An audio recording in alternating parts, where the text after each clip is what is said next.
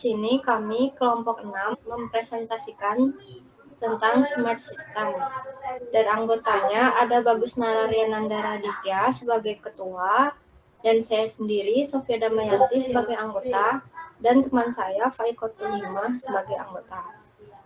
Yang pertama, saya akan menjelaskan tentang smart system dalam revolusi industri 4.0. Smart system atau IT base dalam industri 4.0 merujuk pada dua aspek utama, yakni aspek automatisasi berkaitan dengan manufaktur dan aspek marketing yang berhubungan dengan user. Revolusi industri 4.0 dikenal juga dengan istilah cyber physical system. Konsep penerapannya berpusat pada otomatisasi, dibantu teknologi informasi dalam proses pengaplikasiannya. Keterlibatan tenaga manusia dalam prosesnya dapat berkurang. Dengan demikian, efektivitas dan efisiensi pada suatu lingkungan kerja dengan sendirinya bertambah. Dalam dunia industri, hal ini berdampak signifikan pada kualitas kerja dan biaya produksi. Baik, selanjutnya akan dilanjutkan oleh teman saya. Jenis dan bentuk umum smart system di dunia bisnis atau industri. Yang pertama ada autopilot. Pada mobil listrik Tesla, jadi fitur autopilot ini pada mobil Tesla adalah sebuah fitur sistem kendali otomatis yang membuat pengendara tidak perlu terlalu sering menyetir kendaraannya. Yang kedua ada artificial heart, adalah perangkat yang menggantikan jantung. Jantung buatan biasanya digunakan untuk menjembatani waktu untuk transplantasi jantung atau untuk secara permanen menggantikan jantung jika transplantasi jantung tidak mungkin. Meskipun penemuan serupa lainnya mendahului dari akhir tahun 1940-an, jantung buatan pertama yang berhasil ditanamkan pada manusia adalah Janvik 7 pada tahun 1982 yang dirancang oleh tim termasuk Johann Kopf dan William Davis dan Robert Jeffrey. Adalah komponen penyusun smart system dari autopilot mobil Tesla. Yang pertama adalah bagian sensor. Terdapat sejumlah sensor yang berada di sekeliling mobil, mulai dari radar, kamera depan, serta electric assist braking system. Sensor ini berfungsi mendeteksi lingkungan sekitar sehingga mobil dapat mengendalikan diri secara otomatis. Selanjutnya, yang kedua adalah bagian controller. Pada sistem autopilot Tesla, terdapat fitur Smart Summon. Dengan satu ketukan di ponsel, mobil Tesla akan berjalan sendiri dari lokasi parkir menuju tempat pengguna berdiri. Sistem autopilot memungkinkan mobil Tesla bermanuver, berakselerasi, dan mengerem secara otomatis di jalurnya. Fitur autopilot mobil Tesla saat ini tetap memerlukan pengawasan pengemudi yang aktif agar selamat sampai tujuan. Berikutnya, bagian akuator. Untuk dapat sampai ke tujuan, Tesla memiliki beragam akuator seperti motor speed sensor dan driver inverter. Semua akuator ini dikendalikan secara real-time oleh controller dan dalam rentang waktu mikrodetik oleh controller, sehingga pada akhirnya mobil Tesla bisa menemukan rute yang optimal sampai tujuan. Baik, sekian presentasi mengenai materi smart system dari kelompok kami. Selanjutnya akan dilanjutkan dengan pemaparan simulasi.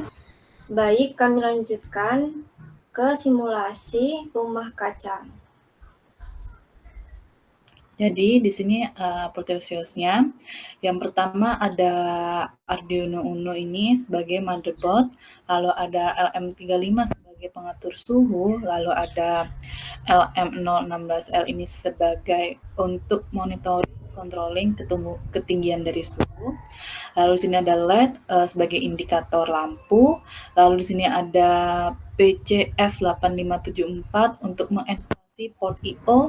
Lalu di sini ada virtual terminal untuk menampilkan hasil dari terminal. Selanjutnya ke visual berikut yang akan dijelaskan oleh teman saya.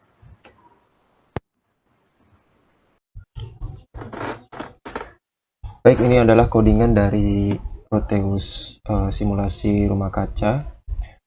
Jadi di sini saya akan membahas pokok inti penting saja karena ini cukup panjang, jadi akan memakan banyak waktu. Jadi di sini yang pertama kami menggunakan function setup. Ini berfungsi untuk menjalankan program sekali, kemudian dilanjutkan dengan function looping atau function loop. Ini berfungsi untuk menjalankan program secara terus-menerus tanpa berhenti. Terdapat juga pin mode-nya. Kemudian di sini yang kedua adalah function looping atau function loop. Ini berfungsi untuk menjalankan program secara terus-menerus tanpa henti. Kemudian berikutnya ada string check alarm.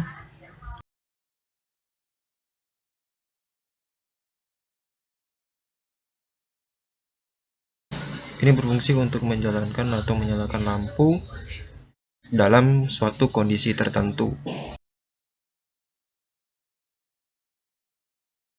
Kemudian yang terakhir adalah perhitungan suhu.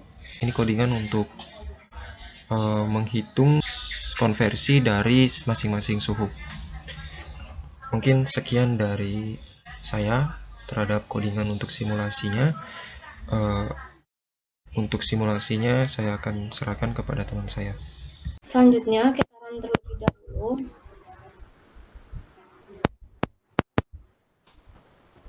Apabila telah muncul sukses, selanjutnya bisa kita copy paste di view, build, uno, dan di sini kita copy paste.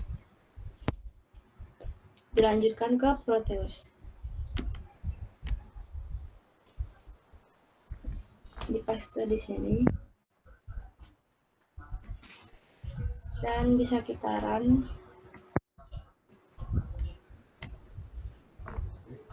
Akan muncul virtual terminalnya.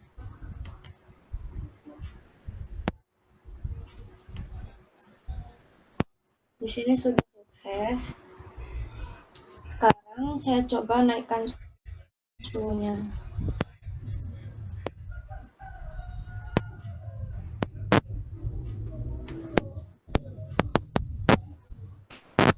Lampunya berubah jadi kuning. Nah, dan lampunya berubah menjadi warna merah. Baik, sekian pemaparan mengenai simulasi rumah kaca dari kelompok 6. Sekian dan terima kasih.